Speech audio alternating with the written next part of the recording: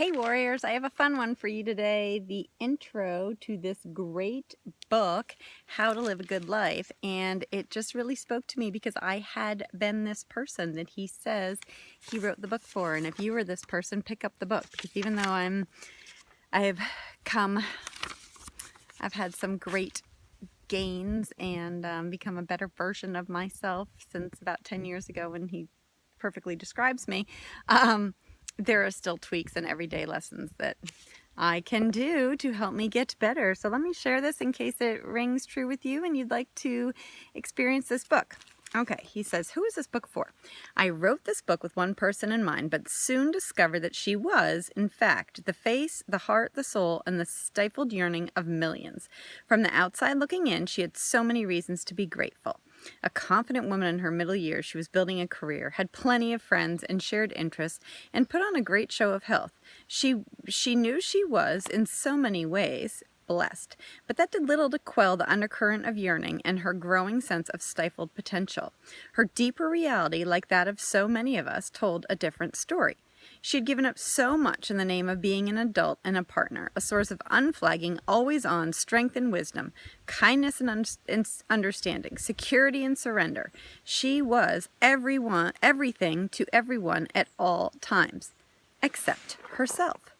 What had happened to those deep interests and passions, the burning questions, the great things she always used to be interested in when she was younger, they had long been regulated to the land of lost socks and someday I'll do that again. Being lit up seeded the way to being grown up. Nobody else saw that she was increasingly uncomfortable in her own skin, but she knew. Standing before her mirror revealed more than clothes could ever hide. It wasn't just about the way she looked, it was about the way she felt. Her health and vitality, her sexual and sensual core, had gone the way of her exercise and her former identity. Sounds like firecrackers.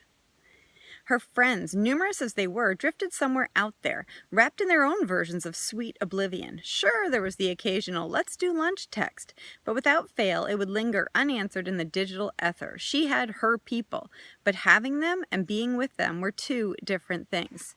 She was never truly alone, but often lonely. That really resonated with me. Never truly alone, but often lonely. She met each day overwhelmed with a sense of pervasive busyness and fractured attention. It was as if a swarm of interested parties were in control, and her job, from the moment she opened her eyes to the moment she lay down to sleep, was not to choose with intention, but to mindlessly react to an ever-expanding list of other people's needs and agendas. To-do lists replaced purpose and possibility. Awakening one morning, she thought, welcome to my autopilot life, and she realized she was not happy. Maybe most upsetting was that pervasive sense of untapped potential, as if the real her was screaming to get out, to reclaim that lit-up self she used to be or silently yearned to become.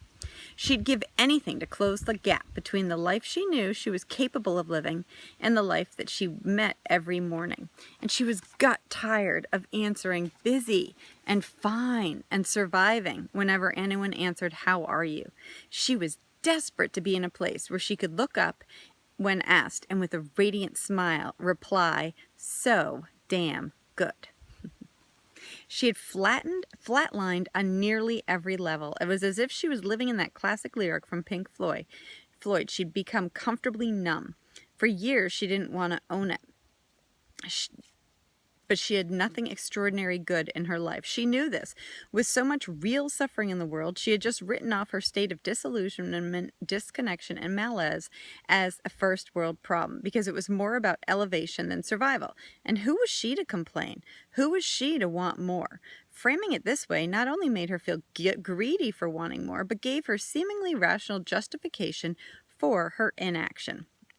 But there was something else. If she stood in her deeper truth, if she really owned it, she'd also have to own both her role in arriving at that place and her responsibility to do what was necessary to create a different future.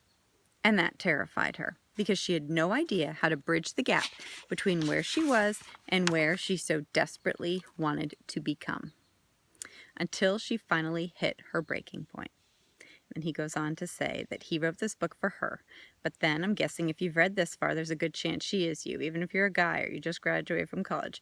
We've all felt what she felt at different moments along the road. We've all been in that place of fine and busy, disconnected from the people, places, and activities that allow us to walk through each day utterly alive, disconnected from our best selves. We've all felt like a piece of us was dying a little bit every day, and we just didn't know how to flip the switch, how to turn our lives back on. Let me see. I love this. I just love the way he writes. He's a wonderful writer. He also has a great podcast called The Good Life, aptly so, that has some great readings, and I've recommended those before in my newsletter. And oh, sorry, I want to read this one last paragraph. Sadly, we are not alone. In a world where awareness and intention long ago left the battle to mindless surrender, we're not even the exception. For years, if not decades, we've been living with an undiagnosed condition, reactive life syndrome. Living each day not by choice, but by default, doing what we can simply to keep up and tread water. It's not about getting ahead, but rather about desperately trying not to fall too far behind. And in the end, it's a losing proposition. The great news is it's not too late.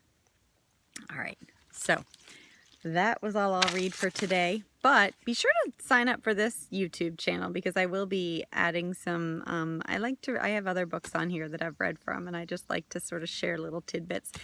This book in particular, great one, talking about 3 buckets of life, very much deals sort of with my brand of wellness and well-being, where I talk about you have 5 pillars of wellness, like a starfish. You have sleep, exercise, fuel, soul care, and relationships, connection. And when one of them's weak or down, the other ones aren't doing too well either. I like his bucket idea, as he talks about you have 3 different buckets, and depending on how full they are, you can never be stronger than your lowest bucket. So it really mostly encourages us to dig back into ourselves, to go after that life that you know you have inside of you.